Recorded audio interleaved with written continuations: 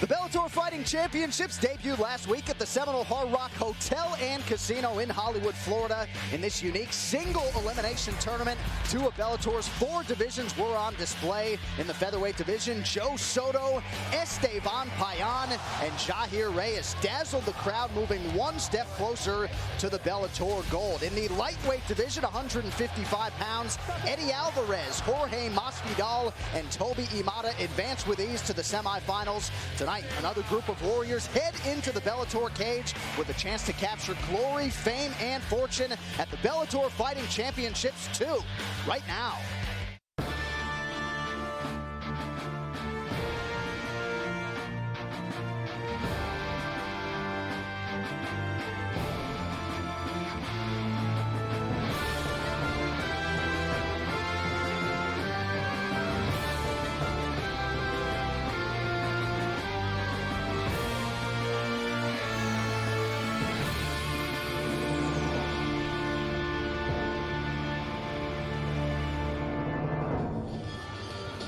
The Bellator cage has touched down in New England, week 2 of our 12-week championship series. We welcome you to the Mohegan Sun Resort and Casino, Uncasville, Connecticut, where tonight we continue with our single elimination tournament. It is the Bellator Fighting Championships, where fighters become warriors and warriors become legends. So glad to have you with us once again. I'm John Anik. Last week, 6 quarterfinalists moved on in the 145 and 155-pound divisions. Tonight we complete the final 4 in both of those brackets. First, we take a look at the featherweight division. As you can see there, Esteban Payan, Joe Soto, and Jorge Reyes all moving on. The final slot to be determined tonight, the winner of the matchup between Wilson Hayes and Henry Martinez. Now we move along to the lightweight division, 155 pounds. You see there, Jorge Masvidal, Toby Imada, and Eddie Alvarez all moving on. Eddie Alvarez now awaits the winner of the matchup tonight between Eric Reynolds and Thomas Schulte. And with that, I bring in the MMA veteran, my partner, Jason Chambers. Jason, first off, last week, what did you see and what did you like? Well, I liked everything I saw last week. We had a bunch of great fights. Only one of the fights went the distance. Ton of hungry guys. Saw a bunch of knockouts, a bunch of submissions, and that just goes to show you how hungry and aggressive these fighters are for the opportunity they have in front of them. So we complete the quarterfinal round at 145 and 155. We also begin with the opening round of our welterweight tournament, 170 pounds. As you see there, 8 guys competing for one Bellator belt. Jason, what are you looking at in terms of these 170 pounders? Well, a lot of these 170-pound guys cut down from 180, 185, 200 pounds. They hit hard, man, let me tell you. So that brings us to our final lightweight quarterfinal. Eric Reynolds against Thomas Schulte, a couple of 155-pounders. Eric Reynolds, 23 years old. Thomas Schulte, 28 years old. The experience edge goes to Thomas Schulte. But as for Reynolds, if the MMA community doesn't know ER now, he certainly hopes by the end of tonight, people will be talking about Eric Reynolds. I got into mixed martial arts because I was about middle school, and that's when the Ultimate Fighting really started. You know, it was barbaric, so to speak, and I just loved it. I'd beg my mom to let me watch the tapes, and I'd study them, get in fights in the neighborhood, and started doing karate when I was a kid, and then competed in kickboxing. I won national title in Muay Thai and kickboxing, and then I took it from there. I just got into it, stayed in the gym, and just kept focused. And fighting out of Bradenton, Florida, Eric Reynolds thrusting himself upon the Bellator scene. Eric, it's a wrap, Reynolds. How about that for a nickname? I guess if he takes his career, Jay, where he wants to, that'd be a pretty obvious sponsorship. Yeah, Eric, before he gets this to be a wrap, has a long road ahead of him, though. He actually was in the interview saying, I want to fight Eddie Alvarez. Everyone thinks Eddie's the best guy in this tournament. Let me fight him. We'll find out who the best guy is. He says, I hit just as hard, if not harder, than Eddie Alvarez. So he wins his fight today. He's a little bit closer to fighting him. It was pretty funny talking to Eric Reynolds. We asked him how his parents felt about his career path. He said, deadpan, my mom's a tattoo artist and my dad's a truck driver. So they didn't have any problem whatsoever with his career path. I thought that was a pretty light moment there for Eric Reynolds. A real good background, karate, kickboxing as a kid, has a Muay Thai national title, so really is going to be looking to strike and primarily keep this thing on its feet. Yeah, he said he's looking for the knockout. I really don't want to go to the ground. If it goes there, I feel comfortable, but ultimately he feels that he and a guy like an Eddie Alvarez would match up really well because they're both big brawlers and throw heavy leather. All right, his opponent, Thomas Schulte, from culture shock to a willing byproduct of his environment in New Mexico. Growing up in Albuquerque was never boring. I had a lot of learning experiences as a kid. You know, I was the only white kid in my neighborhood. My folks weren't acclimated to the culture here, so I had to kind of figure it out myself, you know. So I had kind of a tough time as a kid, you know, trying to fit in. That's kind of what made me desire to learn to do martial arts and to wrestle and all that kind of stuff, so that I could earn respect from the people that I was around, you know, and it worked. All I do is train. I've had like jobs doing loss prevention, bouncing at bars and stuff like that, but I really don't like that environment, you know, like it's not, I hate being in bars, so I grew out of that pretty quick. So now I teach private lessons to help, you know, pay the bills and stuff like that. Hopefully I'll be winning the Bellator tournament and never have to work again. Of course, a lot of fighters tonight with that goal in mind, winning the Bellator tournament and never working again. Jason, we all know of Albuquerque, New Mexico as a mixed martial arts hotbed, and Thomas Schulte, another product of that. Yeah, Thomas Schulte's record of 18-6 may be a little bit deceiving to people that don't know him. All 18 of those wins came by way of submission. So this isn't a guy that says, I'm going to take you to the distance. I'm going to knock you out. Well, we'll see what happens. Eric Reynolds and Thomas Schulte, we send it inside the cage to get us ready. Damas y caballeros, este combate es la continuación del torneo de eliminación directa de Bellator Fighting Championships en la división peso ligero. Presentado en asociación con Ford Motor Company y ESPN Deportes. Ladies and gentlemen, this bout continues. The Bellator Fighting Championship Single Elimination Lightweight Tournament. Being brought to you in association with Ford Motor Company and ESPN Deportes. Este combate pactado a 3 asaltos. This bout set for 3 rounds of MMA action. Los jueces son, the judges are Eric Colón, Doug Crosby y Jeff Blatnick. El referee, Kevin Mulhall. Presentando la esquina azul, introducing the blue corner, vestido de blanco con negro y rojo. He steps into the ring wearing white with black and red trim. Detuvo la báscula, un peso oficial de 154 libras y un cuarto. He tipped the scales at an official 154 1/4 pounds. Practica los artes marciales de boxeo tailandés y jiu-jitsu brasileño, con un récord profesional de 9 victorias y solo una derrota. He is a Brazilian jiu-jitsu and Muay Thai practitioner with an MMA record of 9 victories and 1 lone defeat. Representing champions MMA, Bradenton, Florida, Eric, it's a wrap Reynolds.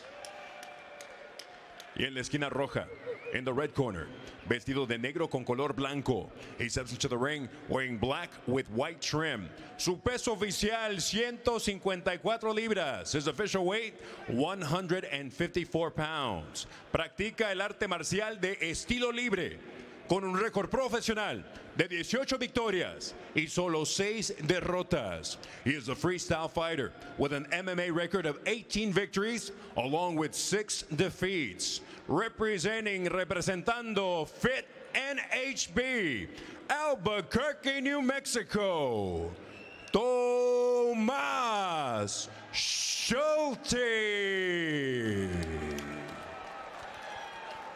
Okay, fighters.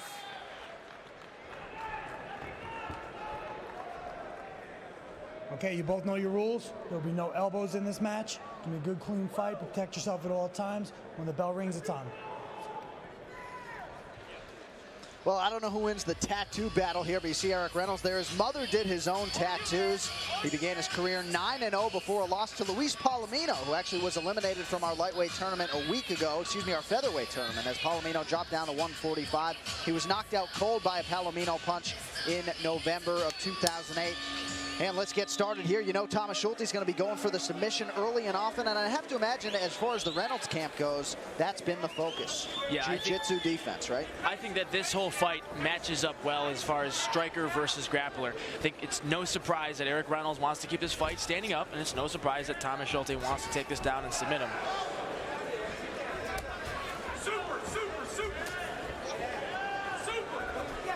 Reynolds says, as for my life, all I do is train and spar twice a day. I do a little Tybo in the morning. Oh, shout out for Billy Blanks, I believe. Hey, anything you need to do to get in shape, right? That might be one of the sacrifices he makes. Solid kick there by Reynolds, lands. Another one. Pretty quick snapping off that left foot, Jay. Yeah, he's got to be able to, Schulte really needs to be able to get inside there and take him down. He's already got blood on his nose. Shoots a double. Pretty nice. Good. And again, as Jason Chambers just pointed out, we knew stylistically what these two guys wanted to do. I think if you're Reynolds, you got to be encouraged that your strikes landed and appeared to open something up, but this is not where he wants to be against Thomas Schulte. Thomas Schulte moves into the mount. Now we're really going to see if Schulte can make this a 19 submission victory win in a row here. And again, so much energy devoted to getting a fighter off of you in this position. And Schulte's showing off a little strike and ground and pound. Yeah, Reynolds doesn't want to extend those arms. Schulte, oh, he missed hitting the leg over the face for the arm bar. He's going to try to work that leg over his face, extend the arm bar. Oh, he slipped out. That sweat, blood, all plays a huge factor. This is clearly Reynolds dominating the stand-up and Schulte dominating the ground. Matt Stansel, our matchmaker. Yeoman's work with this one, a perfect stylistic matchup. And this time it's Reynolds who has Schulte. See him hop guard there. Now, Jason, I know you're a jiu-jitsu guy. A lot of BJJ guys are comfortable, I guess, fighting off the back, yeah? Yeah, oh, good leg trip there. Into a single leg. He's going to try to get that far leg trip. Just beautiful jiu-jitsu here by Schulte. Schulte's working a far side key lock there. You see Reynolds doing a good job of using that cage to his advantage. He's pushing off of it, trying to create some distance there so that Schulte can't as easily pin him up against it and start to use that for submissions and ground and pound. You see Schulte just relentless with those arms and those wrists. Any opening, and he's going to try and take advantage with a submission. Yeah, Schulte definitely looks for arm bars a lot. A lot of his fights has ended with the submission arm bars. So I wouldn't be surprised to see him push down on Reynolds' arm there and try to create a little distance. Knee on belly. So how would you grade the submission defense for Eric Reynolds so far? He seems to at least have escaped thus far. You know, so far so good. Schulte now working off of his back. He didn't get that armbar locked in. I don't really know why he sat into that. He might be a little more comfortable working from his guard here. But yeah, so far, you know, Reynolds is still in the fight. Submission defense in my book, A+. Yeah. And again, you really have to be disciplined when you're going up a guy who is so strong with his Brazilian Jiu-Jitsu. Nice slam there by Reynolds. Oh, and a big right hand down the pipe. And that certainly opened up a gash over Schulte's right eye. Schulte needs to create some space there to keep him off of him. You can't just let Reynolds throw those punches. He needs to either close his guard and suck Schulte in, or he needs to kick, an up kick off. Oh, beautiful armbar. Looked like there might have been a tap there, Jay, potentially. I definitely think there was a tap there. We're gonna have to see that again. Again, pulls out. Eric Reynolds getting those arms loose and back on the feet. Crowd enjoying that out of Eric Reynolds. And right back to the punches. Schulte goes down. Could be a huge opportunity. And it's all over. It is a wrap. That looks like that. I think I saw it tapped earlier there, though. We're gonna have to find out about that. Well, we'll be sure to look at the replay, but this absolutely qualifies as the upset of the night to this point. Eric Reynolds takes out Thomas Schulte. He said he was gonna do it. Mission accomplished for Eric Reynolds. $25,000 richer, Jay, and he moves on to that matchup that he wanted against Eddie Alvarez. Great striking displayed by Eric Reynolds there. That right hand just landed right on the button. Dropped Schulte. But Champions MMA in Tampa, Florida. David Vieira's Brazilian Jiu-Jitsu. Eric Reynolds really showing off the submission defense and opening up cuts at will, showing off the striking. Eric Reynolds could be a force to be reckoned with going forward here. Yeah, absolutely. And you see the doctors are still attending to Schulte there. A lot of times, when we fight and we get knocked down or something happens, we feel fine. We want to get up and go, hey, we're good. But just again, the fighter safety is so paramount. We just want to make sure that everything is 100% okay.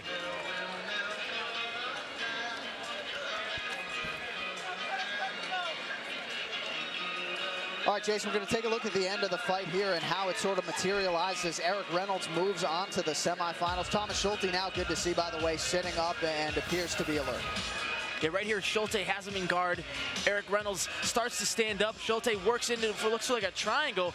Just some sheer muscle there by Reynolds and pushes him off using that sweat and leverage. And boom, big right hand right down the pipe. And another one kind of grazes off of the leg there. A couple up kicks by Schulte. We'll take a look now at the end of the fight here. Right hand came over the top, little leg kick, and then right hand right down the pipe. Boom, boom, left, right, and dropped Schulte down. Schulte said, this may not be my day. Well, Eric Reynolds looked me right in my face and said Thomas Schulte does not want to stand and trade with me, and that's not what Schulte was trying to do, but hey, the result is what it is. Eric Reynolds moving on to the semifinals. Damas y caballeros, el referee Kevin Mulhall para la contienda con un tiempo oficial de 4 minutos 18 segundos el primer asalto. Ladies and gentlemen, referee Kevin Mulhall stops about with an official time of 4 minutes 18 seconds of the very first round. Your winner by way of technical knockout, and moving on in the Bellator Fighting Championships Lightweight Tournament. Damas y caballeros, el vencedor por nocaut técnico y avanzando en el torneo peso ligero de Bellator Fighting Championships, Eric, it's a wrap, Reynolds.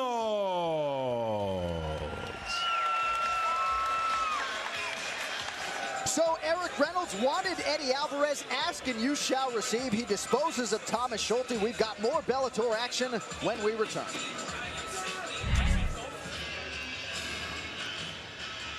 Anakin Chambers, cage side at the Mohegan Sun Arena, Uncasville, Connecticut. Now we move on with a welterweight quarterfinal. Aaron Romero against Jorge Ortiz. As for Romero, quiet outside the cage, not so much when the lights go on.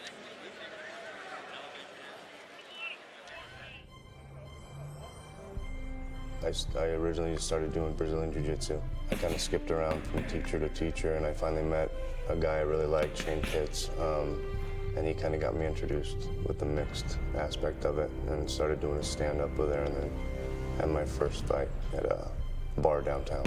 I think my favorite technique is probably just standing up and just banging, I think, just being really aggressive and going.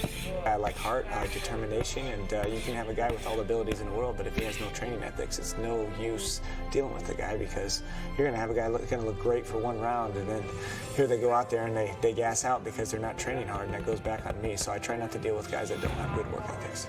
Aaron, I see fire. He's got fire inside. He's one of the most quiet guys you'll ever meet. But when he gets in the ring, he becomes very loud. He's explosive. He's got the fight in him. He's one of those guys that no matter what kind of performance he puts on, everybody remembers. So from the thin air and the altitude of Denver, Colorado, Aaron Romero making his way to the Bellator cage. He actually owns a demolition contracting business. That sort of instilled a work ethic in him from a very young age. And Aaron Romero, 36 years old, Jason, one of the more veteran fighters we have here under the Bellator banner. Yeah, he definitely has been around, been in the game for a little bit.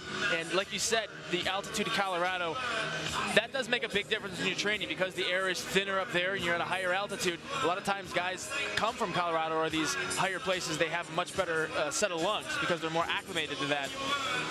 Well, Romero's never been stopped in his career, has fought under the Ring of Fire label, the Victory Fighting Championships. His last fight, a 30-second knockout of Brandon Cooley. That snapped a 2-fight losing streak. 5 victories in his career, 1 by knockout, the other 2 with submissions. You know, his trainer Shane Cates really has a lot vested in Aaron Romero. Absolutely explosive when the cage doors close.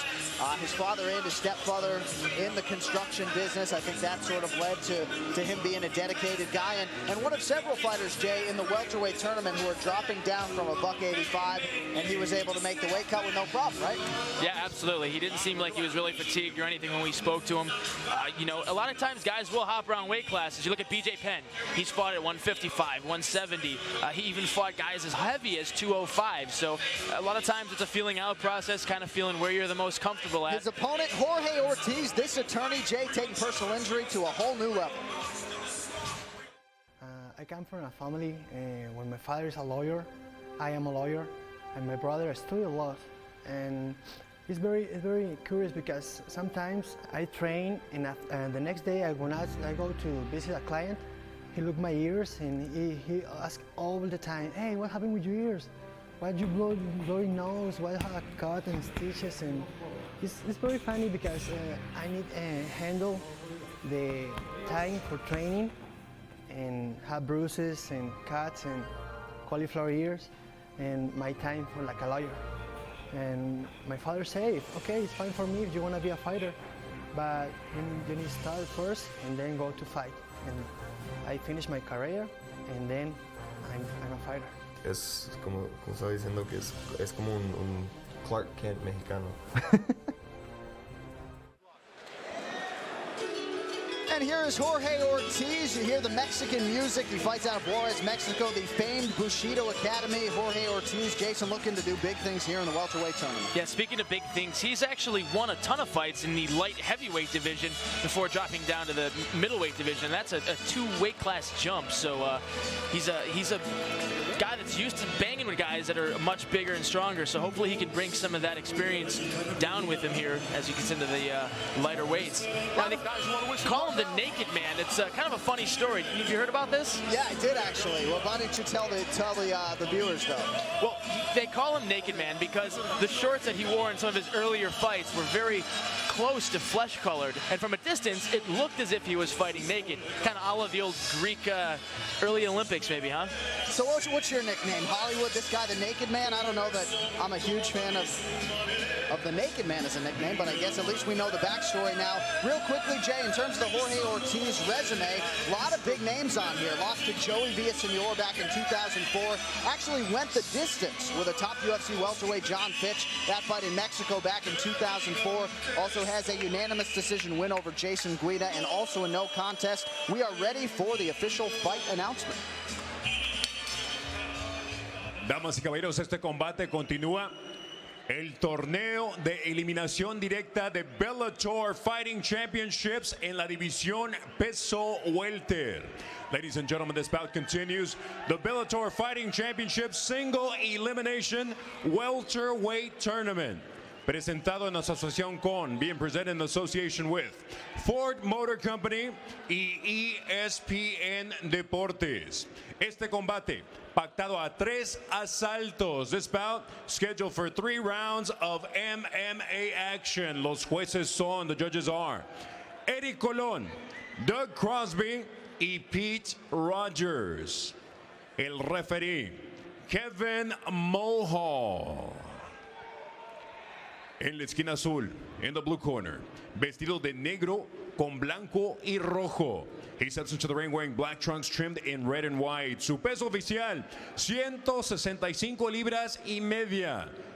His official weight, 165.5 pounds. Practica el arte marcial de estilo libre con un récord profesional de 5 victorias y 2 derrotas. He is a freestyle fighter with an MMA record of 5 victories and 2 losses.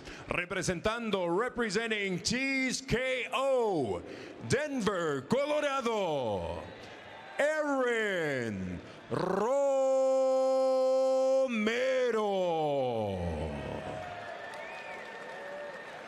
Presentando la esquina roja. Introducing the red corner. Vestido de verde con negro, rojo y blanco. He steps into the ring wearing the green trunks trimmed in black, white, and red. Detuvo la báscula, un peso oficial de 168 libras. He tipped the scales at an official 168 pounds. Un especialista en jiu-jitsu brasileño y boxeo tailandés, con un récord profesional de 15 victorias y 4 derrotas. He is a Brazilian Jiu-Jitsu and Muay Thai practitioner with an MMA record of 15 victories and 4 losses.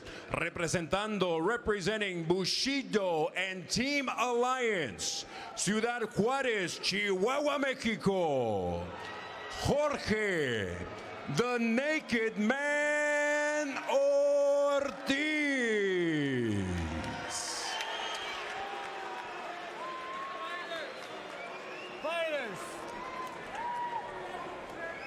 Okay, you both know your rules. Defend yourself at all times. Obey my commands at all times. When the bell rings, it's on. Touch gloves. No elbows.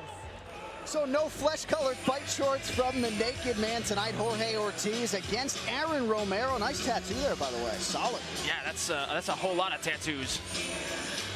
Again, this one of 3 welterweight quarterfinals on the bout card tonight. You win tonight, you move on to the semifinal round. Again, the total prize package can be $175,000 if you win the Bellator title. Aaron Romero against Jorge Ortiz. Yeah, as we get into the later rounds, I think we're going to see if that training in Colorado really makes a difference. Both of these guys very good with their feet, gifted strikers. I don't know which guy's more powerful. I think physically speaking, it looks like Romero, and he's showing it there. Yeah, you may see your answer real quick here as Romero presses the action and gets Ortiz against the cage there. Ooh, good knee, just missed off the chin there. Well, you hate to call it a do-or-die situation, but Aaron Romero at 36 years old, certainly not young by MMA standards, a golden opportunity for him here, and at least in the early going, he's taking advantage of it. You know, all the fighters in the tournament, I think, realize what a great opportunity this is. A lot of times, you know, your first fight in a big organization, you're going to get $2,000 a fight, $2,000 to win. A good takedown there, moves into mount by Ortiz. And, you know, the ability to win a 6-figure payday in a couple of months is huge for these fighters.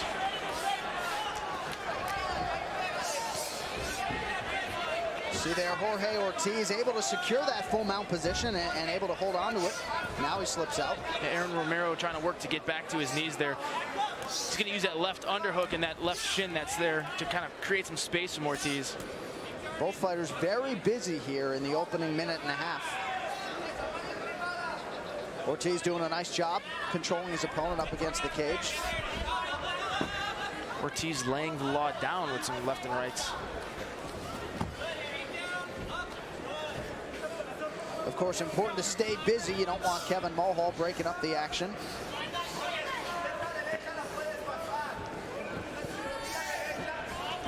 Looks like Aaron Romero there is trying to use the cage to stand up. And there it goes, trying to create a little space, push off, and throw some more leather. Both guys throwing away. Yeah, both guys just kind of trading a la Vanderlei Silva there, digging their heels in and saying, let's just punch each other till one of us falls. That guy loses.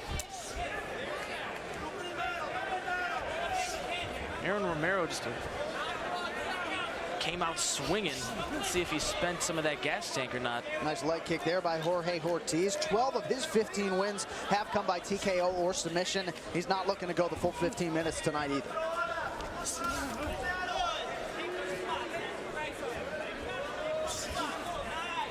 Ortiz popped a good jab out. No cage rust, at least so far, for Jorge Ortiz in what is his first fight in about 8 months. A good leg kick by Romero there. Yeah, solid, that landed. Again, those leg kicks, that's not something that 1 or 2 of those is going to make a huge difference, but you look at fights like Paul Varland's back in some of the earlier UFCs and things, and those leg kicks will add up. Might not need them to add up, though. You keep throwing heavy leather like that. Cut opened over the eye of Romero there. Ortiz mixing it up well. Ortiz very accurate, you see, with that left hand, whether it's the jab or the left hook, he seems to be landing. Yeah, BJ Penn, another guy, uses that jab really, really well. one of the things Ortiz does really good too, is notices when he throws those punches, he looks where he's punching. He's not afraid to keep his eyes on his target. A lot of guys get into throwing leather, they tuck their head, they look for that one big punch. Is it me, or does Romero look like he may be a little bit tired? Yeah, it looks a little bit flat, and you see him wipe in at that right eye, so the blood appears to be getting into his eye. That was opened up by a Jorge Ortiz left hook, and it is bleeding. Yeah, anytime you get a cut above your eye, not only does it bleed a lot, I mean, if you have a cut that's 1/8 of an inch, it's not a big cut, it's not a bad cut. It just, with the sweat and the fact that it's on your head, it's going to bleed a lot. So we go under a minute to go in the opening round here. Jorge Ortiz sort of forcing his will upon Aaron Romero. It was Romero who controlled the pace at the outset, but Ortiz sort of was able to take that all in, and now he's been going on the offensive ever since. Yeah, Ortiz is doing a pretty good job of controlling the center of the ring, and you know, when it comes down to those split decisions, sometimes the judges just look and go, who is more aggressive? And the answer usually relies on who is more in control of the center of the ring. Ortiz just looks very comfortable in there. Sort of eyeing down his opponent, moving in. Doesn't appear to be all that fazed by the Romero kicks. Nice inside leg kick there from Jorge. Yeah, and with about 20 seconds left here, I gotta say this round, to me, looks like it's gonna go to Ortiz unless Romero does something just outstanding in the last 10 seconds here. Huge right hook misses there. So Romero's corner will get that cut in tow. We'll be right back with the second round right after this.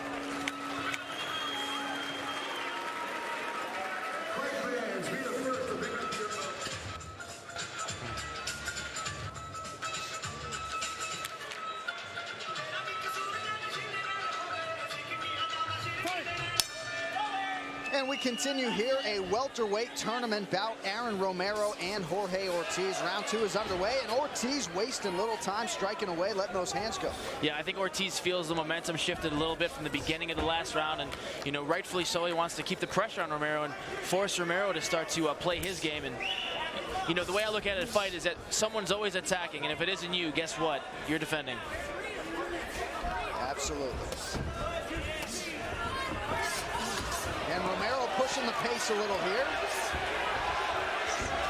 Tried a flying knee there, missed a little bit. Threw a lot of strikes. None of them really landed on Ortiz, though. Yeah, Ortiz just seems to be the quicker guy, and correct me if I'm wrong, Jay, but he doesn't seem to fear Romero's power. And when you don't fear that power, you're able to keep coming forward. Yeah, coming down from, you know, fighting at light heavyweight and things of that nature, you're going to get used to getting hit by guys that are a lot bigger and a lot stronger.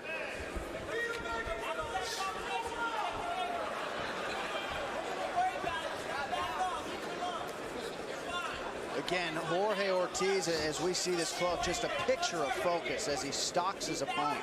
Yeah, one of the things you kind of got to think is that if someone's an attorney, all the studying and all the diligence that goes into that, they're going to kind of bring that into other areas of their life. And you're really going to be a student of mixed martial arts. I'm sure he put a lot of time and a lot of effort into his training. And that's not to say that Romero hasn't, but just based on what we're seeing here, Ortiz is setting up those jabs well and chasing down Romero the whole time. That's one of the things the judges are going to look at, is that Romero's been backing up, and Ortiz has been pressing the action for the most part. Ortiz told us he takes an intellectual approach into every fight. He says he's a tactician, and that's exactly what we're seeing. Nice right hand there by Romero, but again, Ortiz doesn't seem to be phased. A couple looping lefts and missed by Ortiz. Good inside leg kick. You know, Ortiz doesn't look like the most athletic guy in the world, but he's quick, he's agile, he's sticking and moving. More than meets the eye, I guess. Yeah, it's really hard to tell based on the physical attributes of a fighter how technical they're going to be. Some guys just don't cut up as well as others. Like me and you, bro. What are you trying to say? Oh, dude, I'm paying you a compliment. Oh, I thought you said don't. Never mind, never mind. Thank you, sir.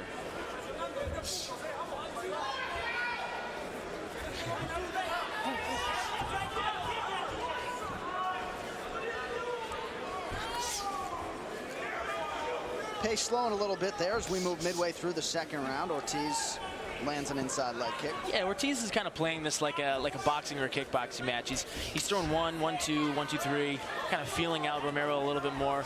I don't think Romero's really been able to get anything off that's been effective. He hasn't been able to find his range, hasn't been able to put together any combinations that have damaged Ortiz. A couple of leg kicks perhaps, but nothing major. See, good display of sportsmanship by both fighters there. He said, hey, that kick was a little bit low, no problem, let's just keep beating each other up. Solid little Muay Thai knee there. Oh, we got Romero on the rubber band legs there. Hit him with a couple shots against the cage. Crowd really getting into the action at this point. I think they want these fights standing. Everybody wants to see a knockout, man. Come on. Solid left jab there by Ortiz. Seems to be shaking that right hand. I don't know if it's an injury or not, but he's been shaking that right hand. Yeah, you don't want to fight with a broken hand. No fun. A lot of fighters, though, forced to do so. You know, break the hand early on, and the show must go on. Yep, just attributes to the heart.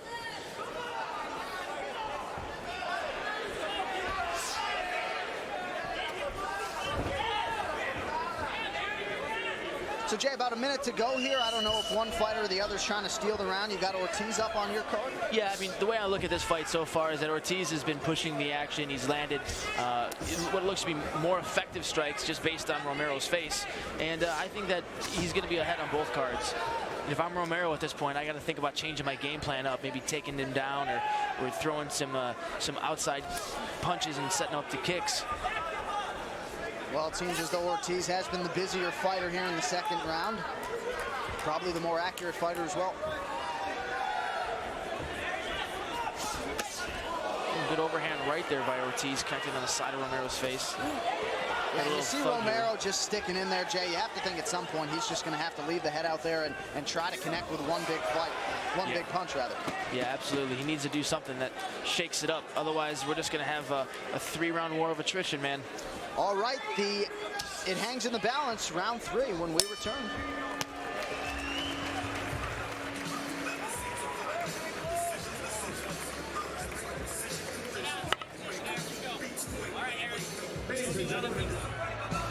Fight!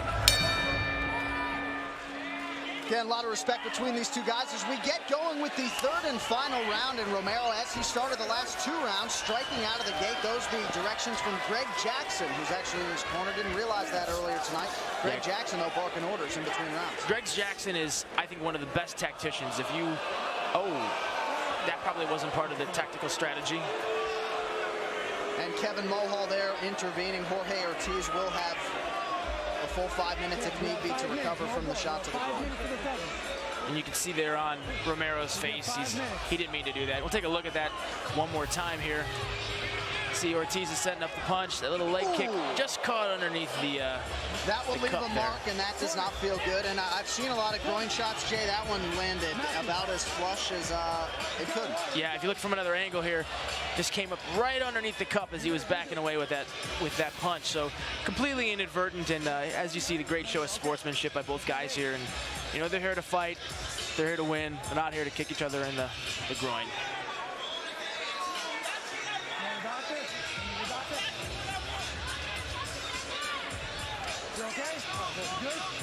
So Jorge Ortiz trying to survive the low blow and move on.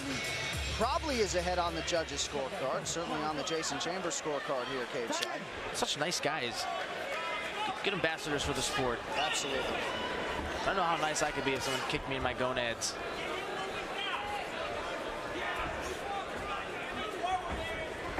Let's see if he makes him pay for kicking him, though. Puts a little more pressure, a little more punch on those, a little more sting on those punches. Ortiz doing a nice job keeping that chin down. Again, lands the left hook. Yeah, speaking of before we had the kick in the groin, saying that Greg Jackson obviously is one of the best tacticians there. So if you got to be down 2 rounds and you're in the middle of the deciding round, Greg Jackson's definitely one of the guys that's going to tell you, hey, this is what you need to do, and you can trust where he's taking you with that. And that's huge in the corner. This is it right now. Under 4 minutes to go. Aaron Romero must display a sense of urgency if he wants to move on to the Bellator semifinals here at 170. Yeah, he really needs to turn it up a little bit. I don't know if he's what advice was given, but it doesn't look like he's really changing his game plan too much. He came out guns a-blazing, but he's kind of slowed down a little bit. I think the fatigue is definitely playing a factor this far into the fight. Jason, in your fight experience, even if you feel like you're on the right side of a decision, in a close fight, you got to force the issue. You can't leave it in the judge's hands. Yeah, I mean, there's been only a couple of my fights that have gone the distance, and I fought one time in Hawaii against a guy that I thought I should have had some 10-8 rounds to, but that's what happens. You know, if you leave it to the judges, you're leaving it to 3 guys that aren't in the cage, didn't feel the takedowns, didn't feel the punches, you know, and everyone is kind of open to their opinion and interpretation of it. That's why we can sit here cage side and think Jorge Ortiz has won, but maybe he needs to show some aggression here down the stretch because you just don't know what the judges are seeing. Yeah, I mean, for the most part, I think that it's gonna go to Ortiz. I mean, I really don't see what Romero has done. You know, Ortiz has created a couple of welts on Romero's face there.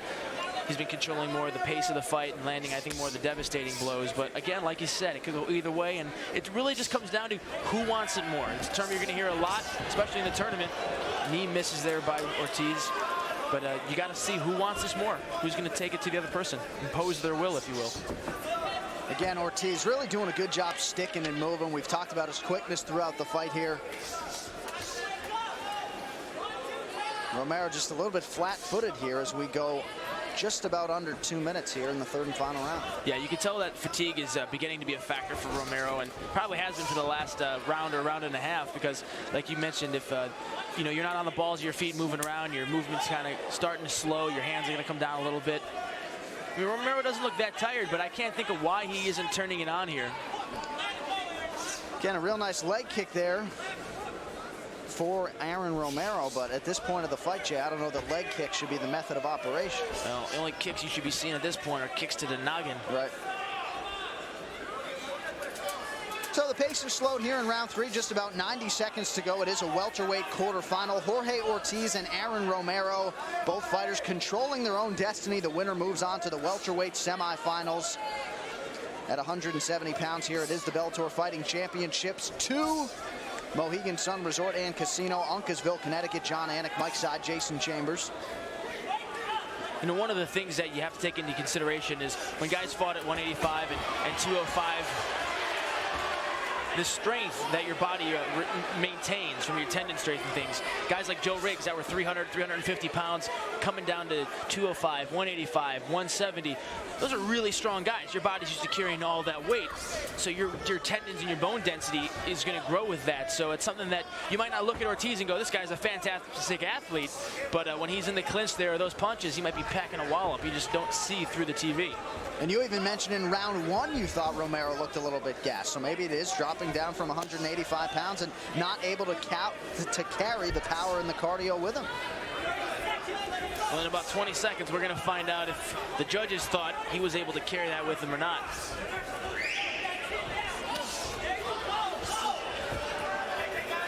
The thing most impressive for me about Jorge Ortiz, just able to get his head out of the way of trouble. He strikes and he moves. A little flurry there. He knows he's got 10 seconds. He's got to end this.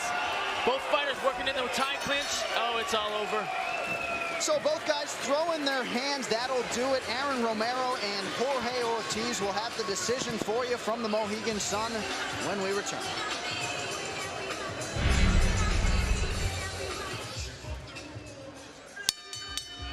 Damas y caballeros, después de 3 asaltos, los jueces Rogers y Crosby están de acuerdo con tarjetas idénticas de 30 a 27. Ladies and gentlemen, after 3 rounds, judges Crosby and Rogers scored about identically at 30 to 27.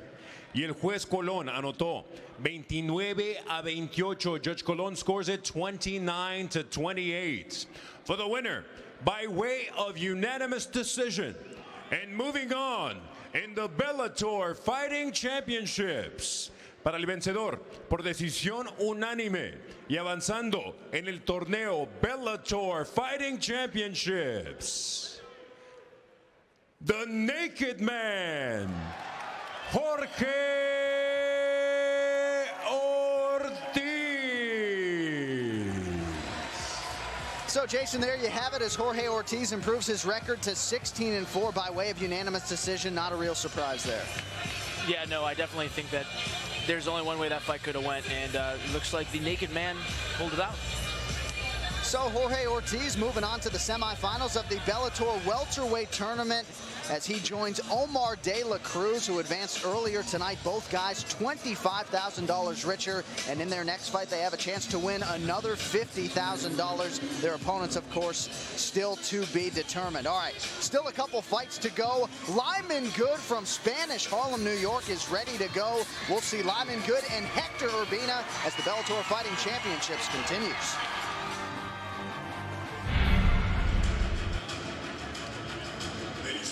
And now it's time for our third and final welterweight quarterfinal of the evening. Lyman Good taking on Hector Urbina. And as for Hector, you will find no one more prepared come fight night.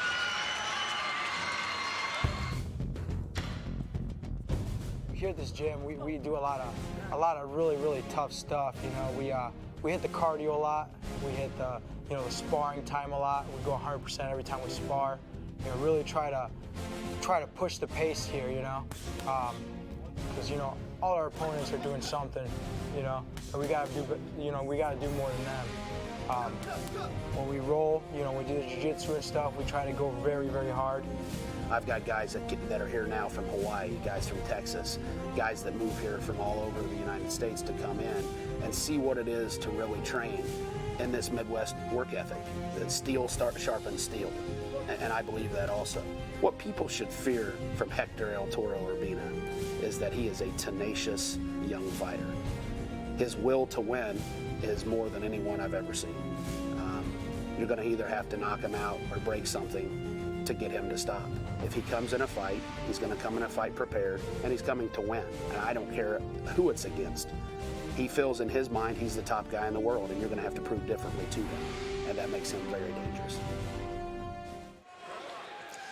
Well, he trains like a bull, he fights like a bull, so his nickname El Toro, translation, the bull. It is Hector Urbina, 12-4 in his career from the Hoosier State by way of Mexico. Jason Urbina making his way to the Bellator cage. Yeah, he's definitely a guy to watch out for. He was a standout wrestler in high school and started doing the boxing and jiu-jitsu about 6 months into training, made his pro debut, and finished his first opponent in just over a minute in the first round. Over the next few years, man, he's been all over, fought in a ton of organizations, and he's happy to be fighting in Bellator. As for the fight record, King of the Cage, Extreme Challenge, you may have remembered him from the Elite XC banner, a unanimous decision win over Ray Lazama at a Show XC event in August of 2007. His last fight at the first ever fight for Adrenaline MMA, he got by David Klikowski, June of 2008, TKO due to strikes, and also a loss to Jason Miller under the Icon Sport label in 2007. And this is a guy who makes no bones about it. Jay says he wants to be the best mixed martial artist to ever come out of Mexico. He wants to inspire Hispanic children. First order of business, taking out Lyman Good tonight, which is no easy task. Yeah, not at all. He definitely has his hands full with Lyman, but one of the things, we've said it before, we'll say it again with tournaments, is that you just don't know how these fights are going to go. There's so many things in play. You have the striking, the grappling, so many elements here that it really is anyone's fight. Urbina, 6 of his wins by TKO or knockout, 3 of his wins coming by way of submission. A lot of versatility in this guy, but another welterweight who's coming down from 185 pounds to compete in the Bellator welterweight tournament. All right, his opponent is Lyman Good. He is 7-0, and you can thank his mother for Lyman's career path. I will get phone calls every morning from the high school. Well, Lyman used to get into a lot of troubles when he was a kid, especially in Catholic school. One time he punched the lights out of someone and the tooth just went flying somewhere. For what reason, I can't remember. If he's already fighting in the streets and getting into trouble in situations outside, might as well have him do it, in a more positive manner. Have him at least fight in a way in which he would get positive results out of it, at least, So that's when she came up with the idea of getting me into maybe like martial arts, boxing, or kickboxing or something. And so at the time, she had seen a commercial for Tiger Schulman's, and that's where the idea first came up. I told him, why don't we do something as a family, and let's see this place. It's called Tiger Schulman. So we went the next day. The very, very same day, he started. And it was non-stop. My mother and I started together. Basically, it was sort of like an idea of doing something together as a hobby, you know, also to kind of bring us together.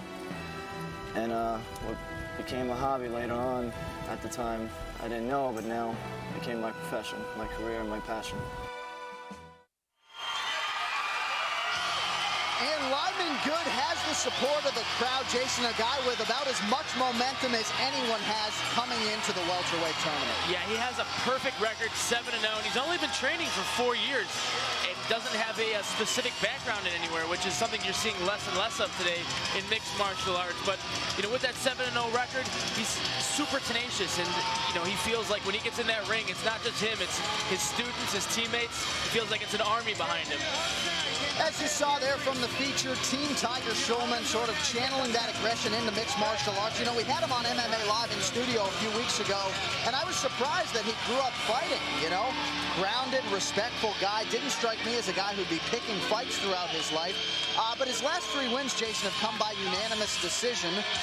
Last knockout, April 27th of 2007. I know Hector Urbina's no slouch, but you have to think Lyman Good really would like to get the finish tonight, as opposed to a 4th straight decision victory. Yeah, I mean, the first thing you want to do as a fighter is you want to win. The second thing you want to do is you want to win decisively. And going to a decision isn't necessarily the way you plan those fights to go. And I think that Lyman's, he's jacked, he's clearly in great shape, ready to do this, and he's not looking for a decision tonight, he's looking for the knockout.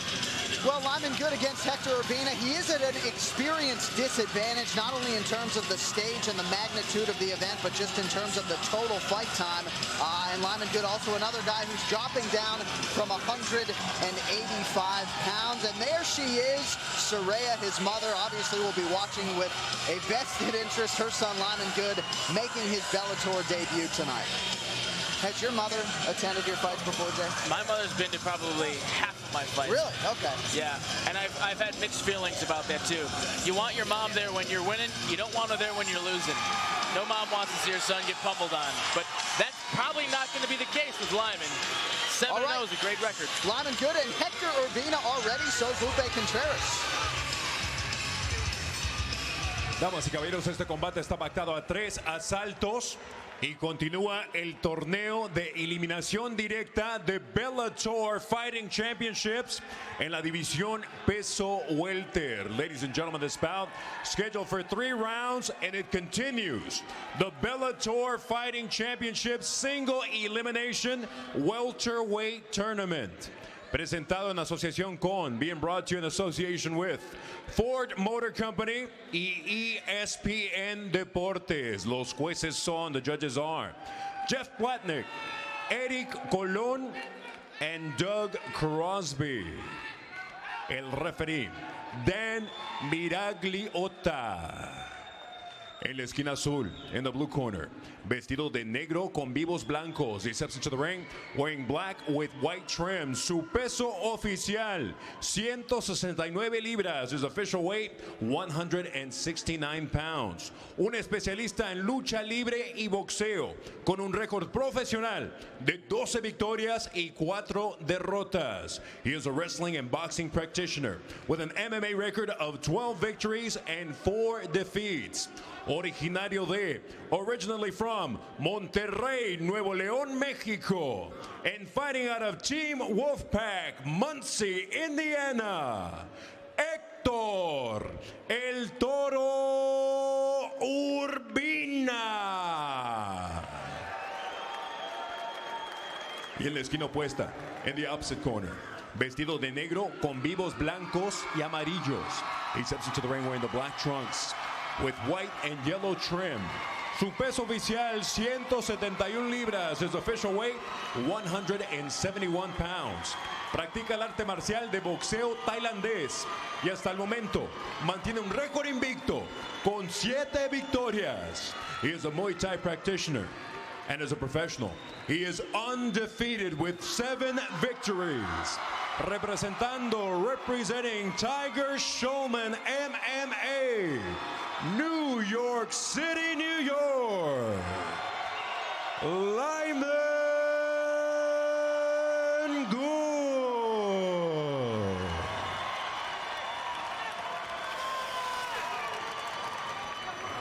Lyman. All right, guys, you both went through the rules. You understand the rules, correct?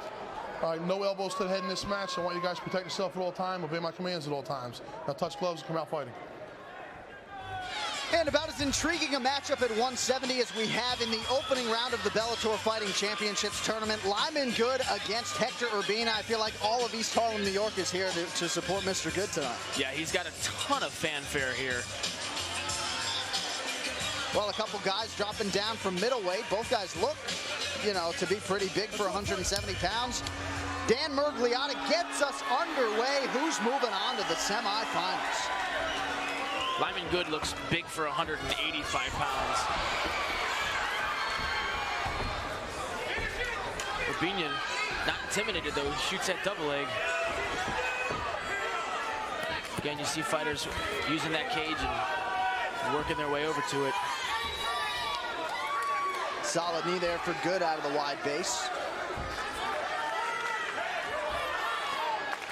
Let's see if Good comes over the top with a big right hand there. Yep, there it is.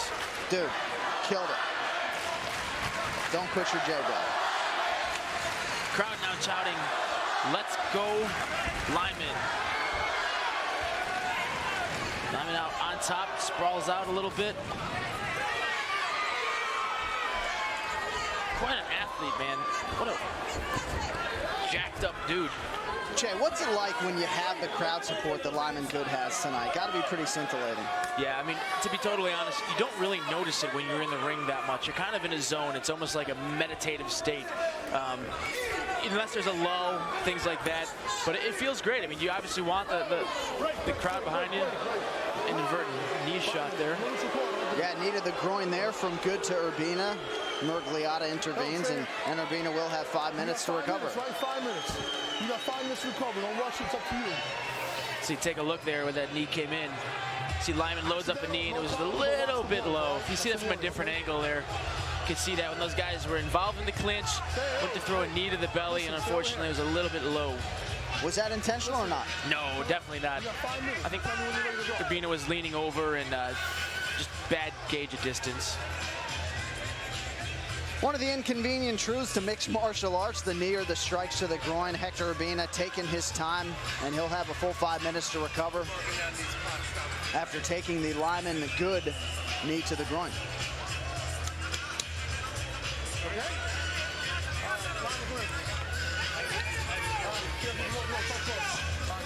Show of respect there by Lyman Good.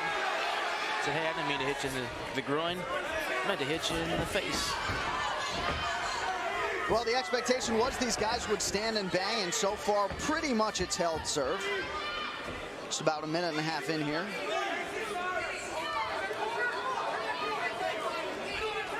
Urbina wearing the straight, the black with the white, straight black for Lyman Good. Good maybe trying to grab a leg there. Yeah, you just gotta look at they're both setting stuff up. Now Good's teeing off on Urbina. Urbina needs to get out of there. Back into the clinch. Looked as though Urbina did get stung there, Jay. Yeah, one of those punches definitely got through. I saw his head kind of jolt back a little bit. Nothing too crazy.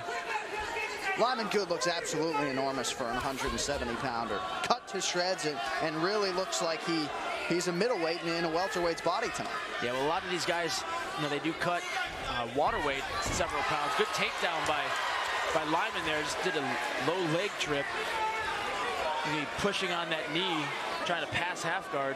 Maybe try to secure that right arm with his knee if he can. Again, just so suffocating, Jay, to have 185 plus pounds on you. Yeah, especially when it's 185 pounds of just pure muscle. Sure.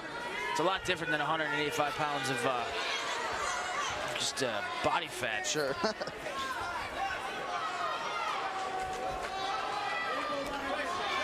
Gonna look for Good to try to work his left leg out of the half guard, either pushing down on the far knee or using his instep to kind of pass out to cross-side control.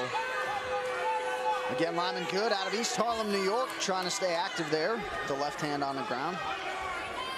You know, the thing when you have a lot of crowd support is sometimes it adds a little bit of pressure to you too, that, you know, you got a bunch of people here and everyone expects you to win, and fights don't always go the way that you plan they do. Again, a nice right hand there. Appears as though Urbina's bleeding through the mouth. Bleeding through the mouth? I didn't see that. Looked like maybe a little blood on his mouth guard there. Okay, that's the color there. Just has a vibrant colored mouthpiece, evidently. Trying to deceive the broadcaster, I think. Well, if Lyman has anything to say about it, he wants to make you an honest man as he punches Urbina in the face a few times. See Urbina now working guard. See what he has for Lyman from his guard. And you see Mom in the back. Good, doing a nice job working his opponent up against the cage. Really some high expectations within the Bellator family here for Lyman Good, and he's living up to them at least so far, dominating the first round against Hector Urbina. Yeah, Hector's doing a good job of trying to work off of the fence there. Can't grab the fence, but luckily the referee didn't see that.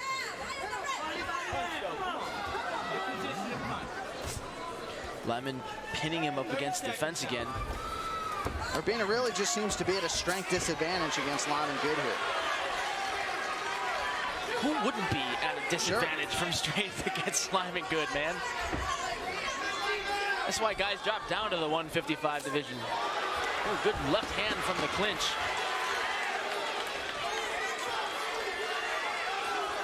Well, round one, you'd have to say, goes to Lyman Good. Great. No more strikes. Good job, guys. You're doing great. Ladies and gentlemen, number 4-year hiatus, Moscow sensation, no doubt.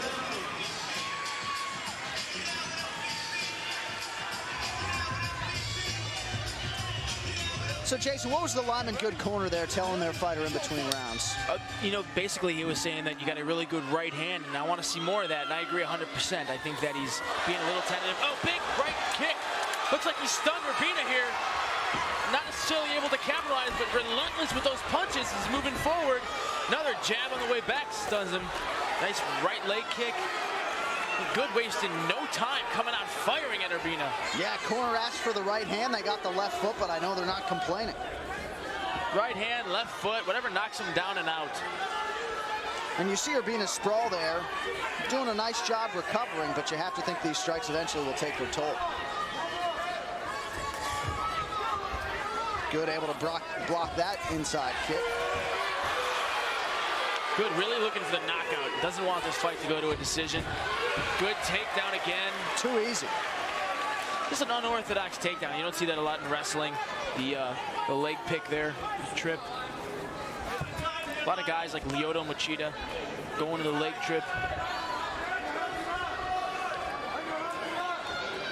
Good's keeping good pressure down there with his right hand around Urbina's head. Keeping Urbina on his back, keeping that shoulder into his face. See, a lot of guys sometimes utilize the shoulder into the face as a strike, although not that damaging. Sometimes it's used just to open up other things. Saw Miguel Torres throwing several shoulder strikes last week. Miguel Torres, an absolute standout fighter.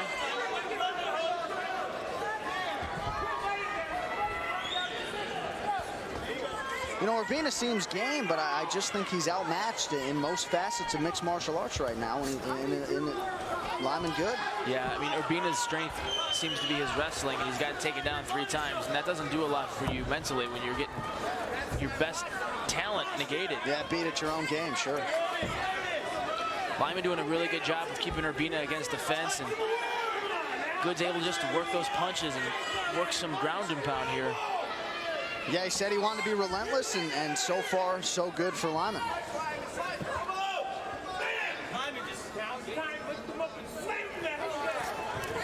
The good corner looking for him to pick up his opponent and slam him down. Appears to be working into it right now. Yeah, he wants him to stand up and swing down on him. Right there's a couple punches right through the center. Lyman got to be careful. Almost had a triangle choke opportunity. Frantic action here on the ground. Urbina works into the full mount. Just happens so quick. Oh, Urbina working to the back of Lyman. Can he hang on? He's got to be able to bring his hips over the back. Lyman able to face him and put him back on his back. Lyman Good just too strong. A nice reversal there by Urbina, but Good wasn't having it. Urbina turning his back to Lyman, not necessarily respecting the jiu-jitsu skills of Good there. think Lyman's going to start throwing some big left hands and right hands around the top. There we go. There you go. Lyman pulls him back to open up those hooks. Going to have about a minute and a half to work from the back here. Oh, he's got control of the head there. That's moderately deep. Lyman's just so strong, too, that, you know, when Lyman Good gets his arms around you, you're going to feel this. Oh, he's out! He's out! And that will do it. Lyman Good, after 3 straight unanimous decisions, gets the win, not by a knockout or a TKO, but courtesy of the rear naked choke. Lyman Good making a strong case as a contender for the Bellator welterweight title. Hector Urbina not happy with himself at all. Lyman Good, thrilling performance here in his Bellator debut as he moves on to the semifinals, keeps that perfect record intact. Mom, very happy as Lyman Good improves to 8-0 in his mixed martial arts career. Quite the Bellator debut for Lyman Good. Yeah, Lyman Good definitely one of the guys to watch here in the 170-pound division. Improves to a perfect record, 8-0. Has great momentum. He's a fantastic athlete. And the scary part is he's only going to get better. 4-year mixed martial art veteran, still in his infancies. Yeah, Lyman Good just 23 years old, and certainly the biggest win of his career coming tonight at the Mohegan Sun. Take us through the action, Jay. Yeah, we look here. Good, once he secures his hooks on his back, slinks his right arm underneath the chin, starts to squeeze, and that just cuts off the carotid arteries. And sometimes you don't even feel these chokes. As you can see, Urbina just kind of goes out. It's a really comfortable thing. I mean, take a look at this from another angle. Get a little close up here. You can tell right when the blood stops flowing in your head, about 4 to 6 seconds, and it's lights out. Yeah, more often than not in MMA, you see submissions that don't end with a sleep, but rather with a tap. Lyman Good putting his opponent to sleep there. Damas y caballeros, una estrangulación mata león. Concluye este combate con un tiempo oficial de 3 minutos, 22 segundos del segundo asalto. Ladies and gentlemen, a rear naked choke concludes this bout with an official time of 3 minutes, 22 seconds of round number 2. Your winner, and moving on in the Bellator Fighting Championships, el vencedor por nocaut y avanzando en el torneo Bellator Fighting Championships, Lyman Good.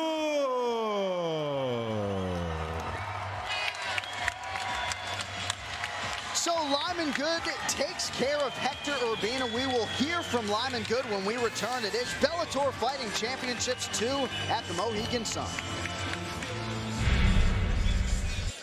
So Lyman Good stays perfect in his mixed martial arts career. The winner standing by with Jason Chambers. I'm here with your winner, Lyman Good. Lyman, you got some fans in the house tonight, buddy.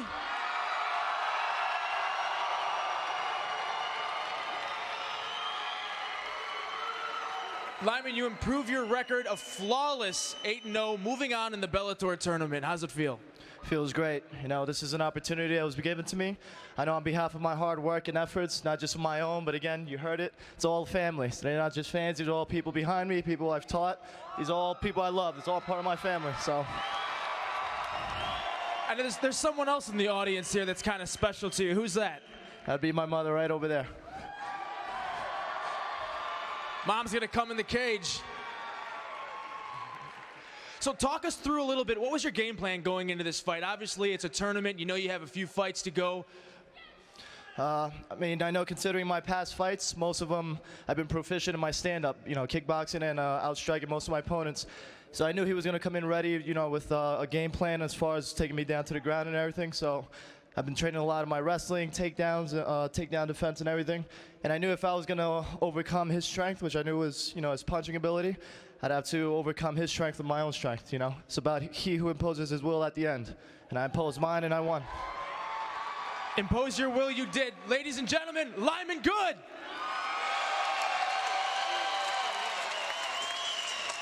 So a party here for Team Tiger Showman. Lyman Good is moving on, joining Jorge Ortiz and Omar De La Cruz in the semifinals. You see the end of the fight there. No contest. Lyman Good is moving on.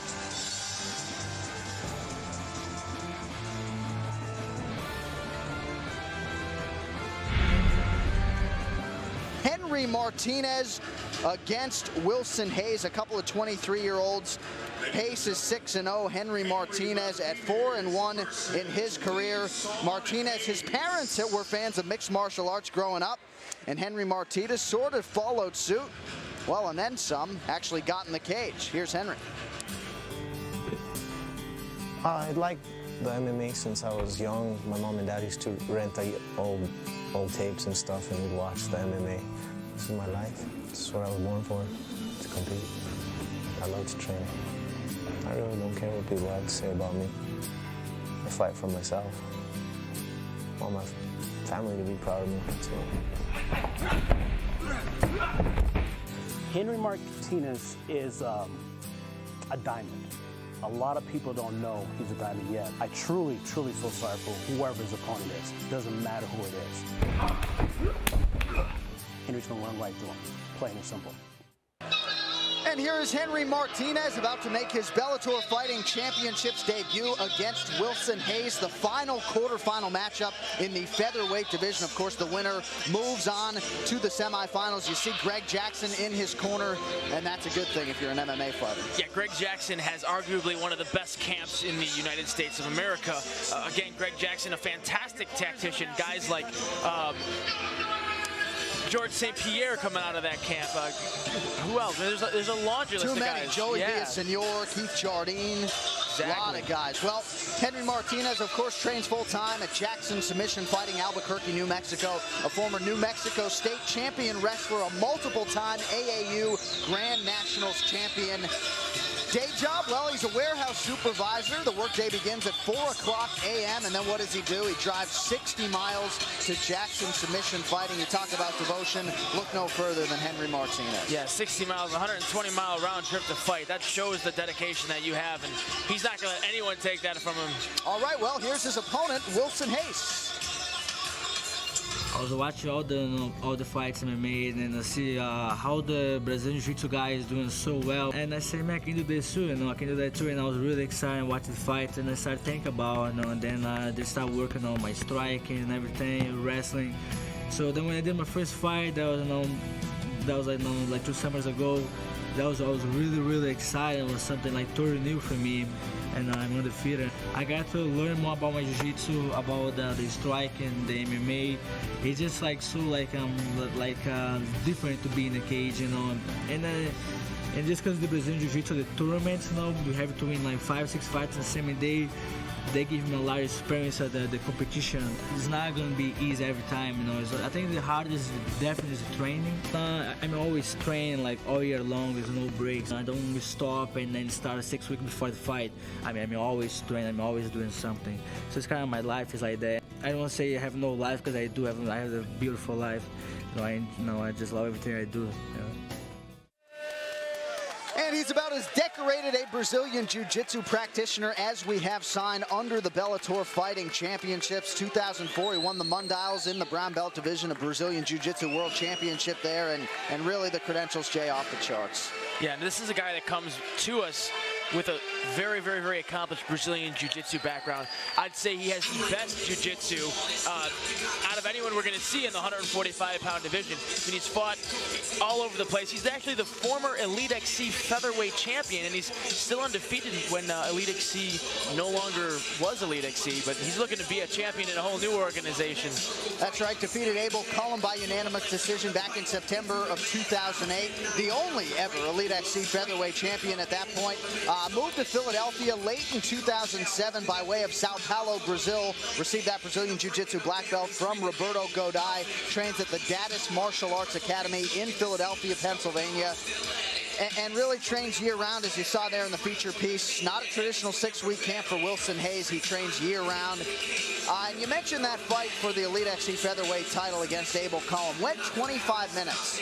So we don't really expect cardio to be an issue here for Wilson Reis. Yeah, if you're used to going 5-minute rounds, you know that 3 5-minute rounds aren't going to take the toll on you the same way. Your game plan may change a little bit because obviously a 5-minute round fight, you're fighting someone that's, a number 2 contender. So he may have a little more aggressive stance in this fight.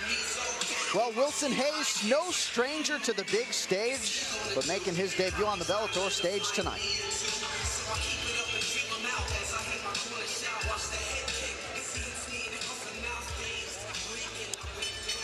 Damas y caballeros, este combate está pactado a 3 asaltos y continúa el torneo de eliminación directa de Bellator Fighting Championships en la división peso pluma. Ladies and gentlemen, this bout scheduled for 3 rounds, and it continues the Bellator Fighting Championships single elimination featherweight tournament. Los jueces son, the judges are Jeff Platnick, Doug Crosby y Pete Rogers.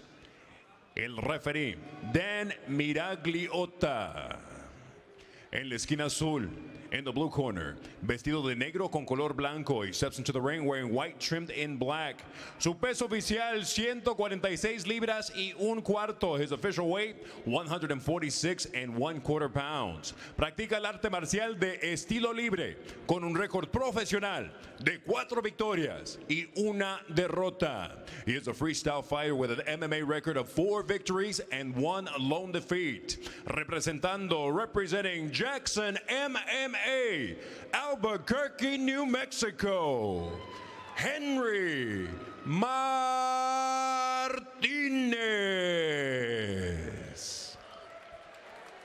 Y en la esquina roja, in the red corner, vestido de gris con blanco y negro.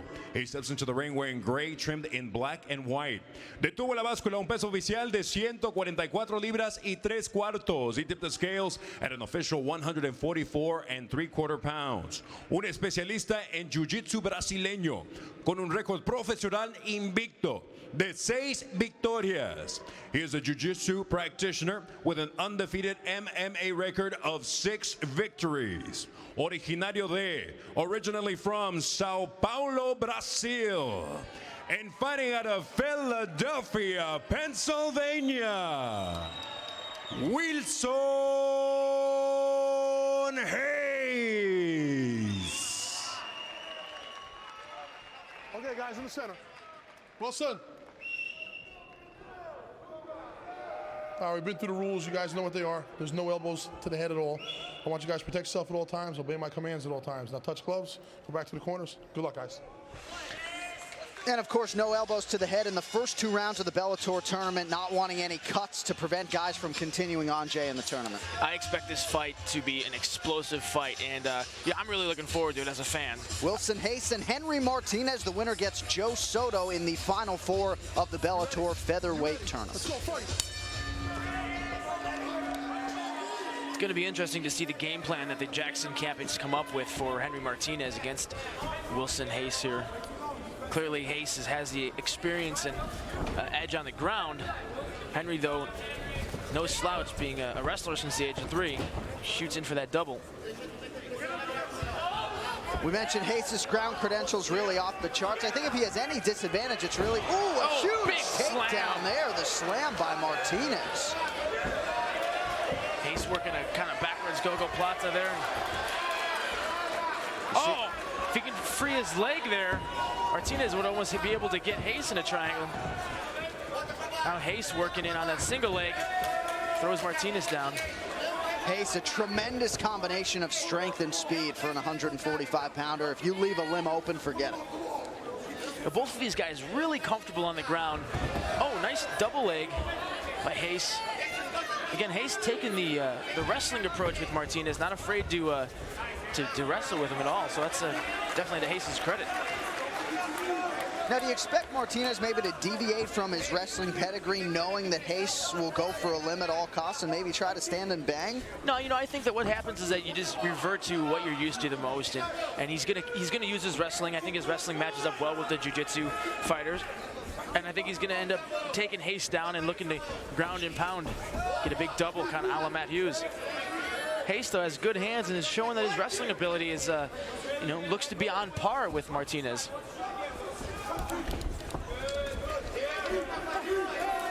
Nice little knee there by Hayes.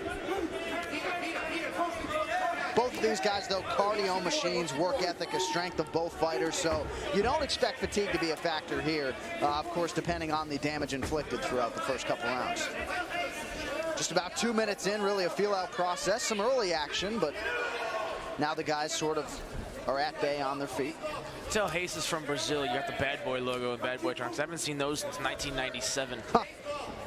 Keeping it real. Gotta like that.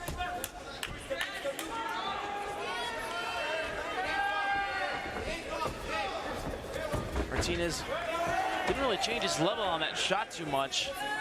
Reis answered with a couple left and rights. Said if you're going to shoot and miss, you're going to pay for it. Both fighters step into a little exchange there. Yeah. Oh, Reis tries a takedown, and Martinez says, hey, look, I ain't the only guy that can get stuffed. I've been practicing takedown defense since I was a toddler. You ain't going to get me there. Right. I was sprawling before I could walk. Sprawl and crawl, perhaps, in the Martinez household. Not the way the term was initially intended, but you're right.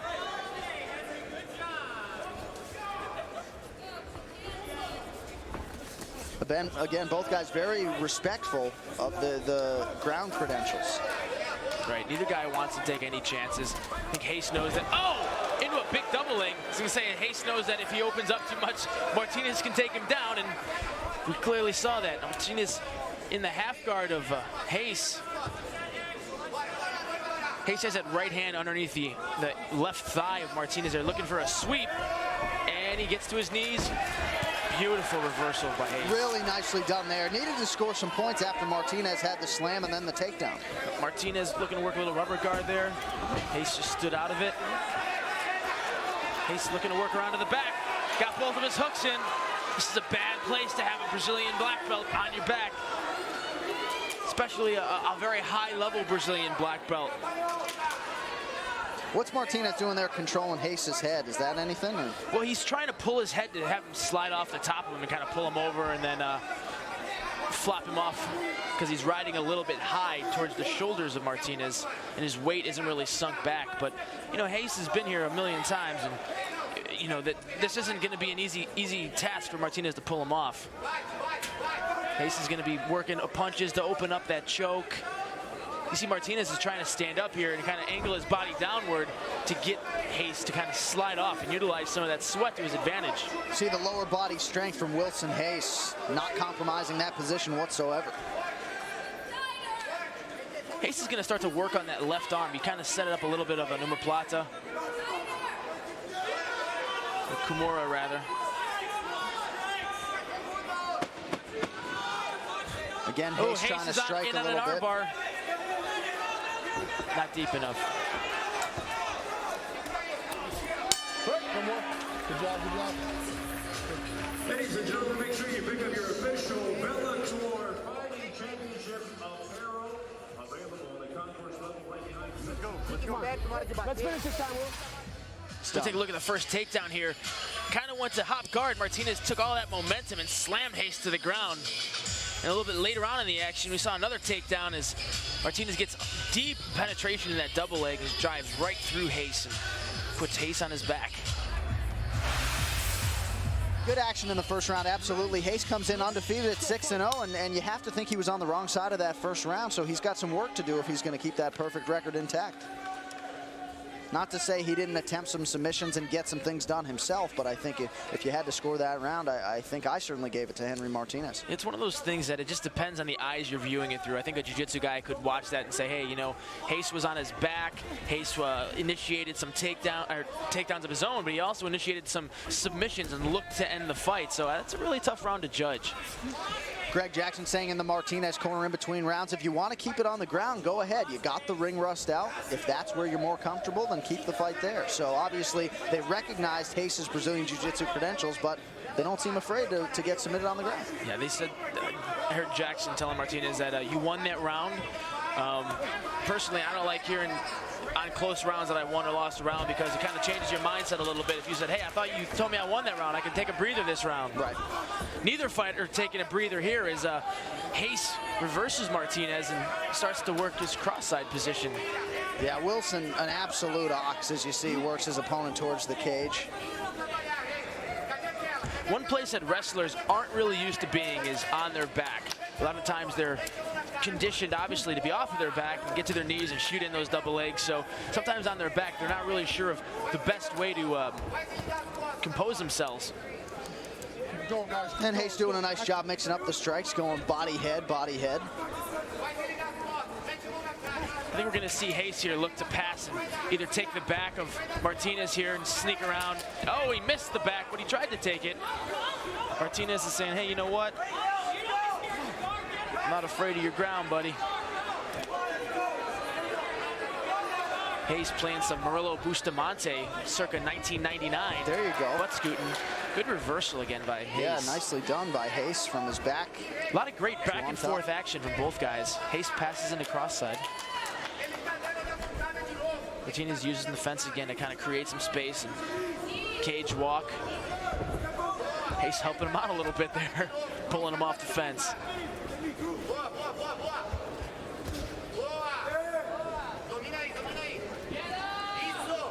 Moving to about the midway point of the fight here, about 2.5 minutes to go in round number 2. Reis getting more done certainly here in round 2 than he got done in round number 1, controlling Martinez on the ground. Yeah, Martinez, again, giving up his back to Reis, not feeling that's a threat, I guess. You know, the one thing you got to look at is the angle that Martinez is at right now is going to enable Reis to kind of slide off using some of that body sweat. So I think that's kind of what Martinez is banking on. You see a ton of fights where guys just stand up and they hold on to each other's back. Frank Trigg and Matt Hughes fought that way, and Hughes was on Trigg's back, just launched himself backwards in a final attempt to get him off, and he just slides off there. Martinez again giving up the back to get Reis off. Martinez just missing there with the big right hand. Now he lands a couple. Great back and forth action. A lot of people watch these fights, and unless you really can understand what's happening on the ground, the position changes and how much sweat and fatigue plays a factor in setting up submissions. You see, Reis is working his legs up nice and high around Martinez. That means he's looking for a submission. He's trying to either set up a triangle. You can't get a submission if your legs are around your opponent's waist. Martinez feels that and says, I'm going to stand up and throw some leather down here. Yeah, a couple nice hammer fists. Now going with the left hand. You're right, Jay. Back and forth action. Really a difficult fight to score to this point. A lot of sprawling. Beautiful sweep by Reis. He's going to push down that left knee there, and that right knee with his left hand and pass guard. Clear the knee around to the side there, and boom, now he's in better position. Scoots the knee over and takes him out. And his speed really played a role in him getting the full mount there. Yeah, just beautiful transitions. I mean, you can tell that Wilson Reis is a high-level black belt. It's good transitions. His legs work completely independently of his upper body. And again, Martinez giving the back. Reis is going to try it another time and say, let's see if we can get a choke going now. I think if I'm Reis, I'm just going to start punching Martinez in the face at this point, just like he's doing to open that up. Make him think about if he's going to stand up again, that's going to open that face up a little bit. Might want to get him to take one of those hands off of the mat and protect his face. That way you don't slide off the back. Yeah, soften him up a little bit, lead to some fatigue, and then try to work in the submission. Martinez, though, doing a nice job staying calm. He's in control. And Martinez has got 10 more seconds to survive in this round, and it looks like what he's going to do is just survive. All right, pretty even through 10 minutes here. We'll be back after this. No more. Watch.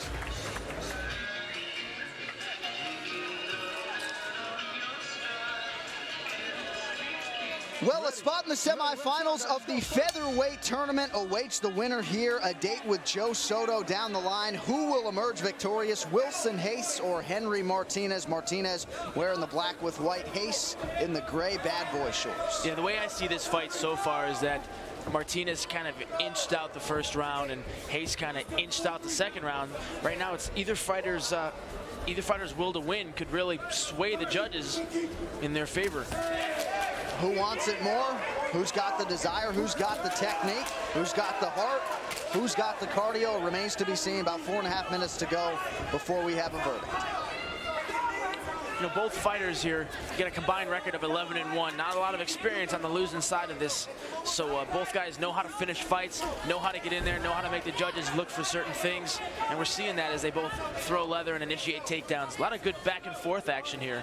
We told you Reis went 25 minutes last year to win the Elite XC featherweight title and really looks fresh right now.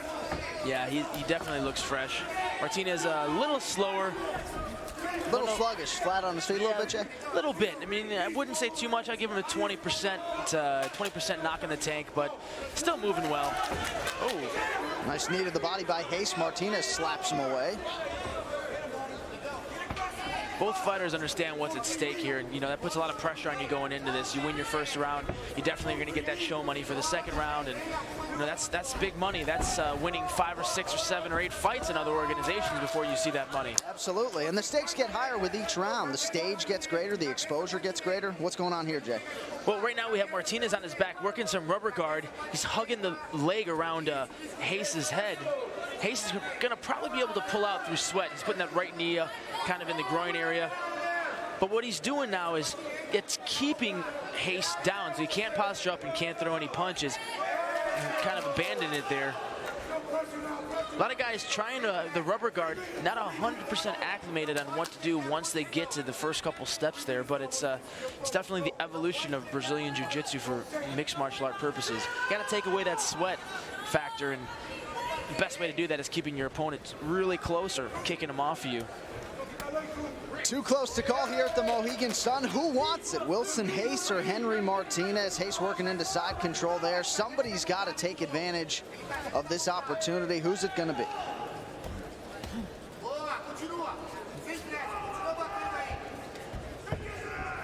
Reis choosing not to throw knees there to the side, instead trying to gain some control on top.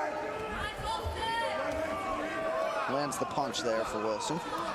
Martinez really needs to let go of Reis at this point, because all he's doing by holding Reis' upper body is what you just see Reis doing, is moving into better and better positioning. He needs to push on the hips, explode, bring the knees in, get him off a mount. By holding your opponent down there, all Martinez is really doing is hoping to get a stand-up and not suffer damage, but he's not being really proactive from that position. Again, he's going to turn his back. Yeah, you see Martinez able to escape the full mount there, and Reis has both hips in deep, and he's flattened out Martinez. Not going to get a lot of leverage. Oh, that left hand looks like it went around the throat deep, but he pulled it back out.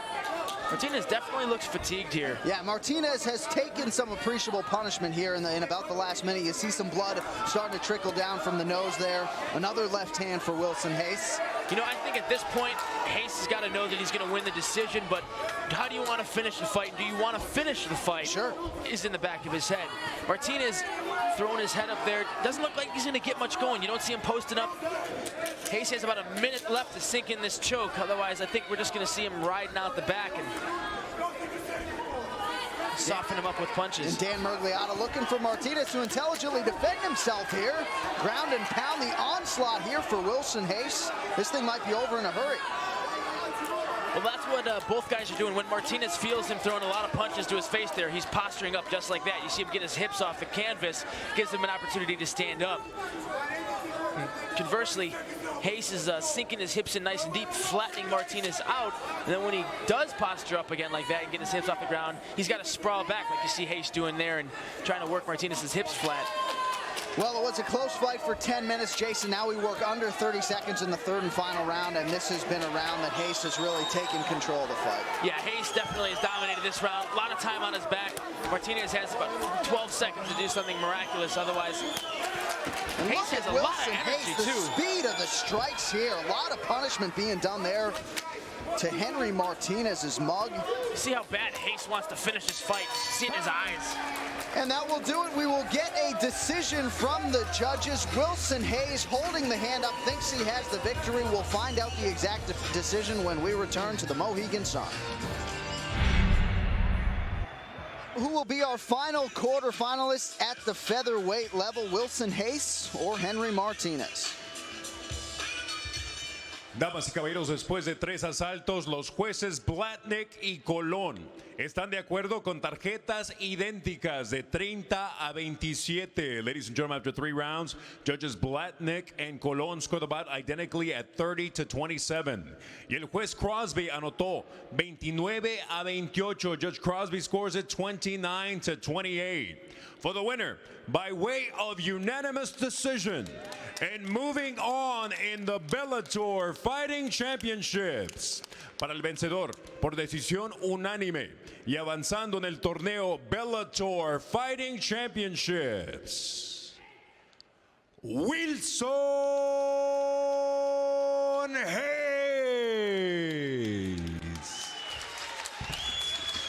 Well, if you thought he lost the first round, certainly took advantage of rounds 2 and 3. Jason Wilson Hayes moving on to the featherweight quarterfinals, and he will take on Joe Soto in a semifinal at a date to be determined. The other 145-pound quarterfinal matchup, semifinal matchup rather, will be Jair Reis against Esteban Payan. So there you see it. Those are the final 4 in the 145-pound division. Also completed tonight, the lightweight quarterfinal round. Eric Reynolds takes care of Thomas Schulte and gets the matchup he wanted in the semifinals against Eddie Alvarez. The other semifinal, Jorge Masvidal against Toby Imada. Of course, tonight we also began the quarterfinal round in the welterweight division. A lot of guys reigned supreme, but none greater than Lyman Good as he locked in there on his opponent Hector Urbina, and Hector Urbina was shortly going to sleep. That will do it from here. Next week we're on to Norman, Oklahoma, and the much anticipated U.S. debut of Hector Lombard. For Jason Chambers, I'm John Anik. We'll see you next week.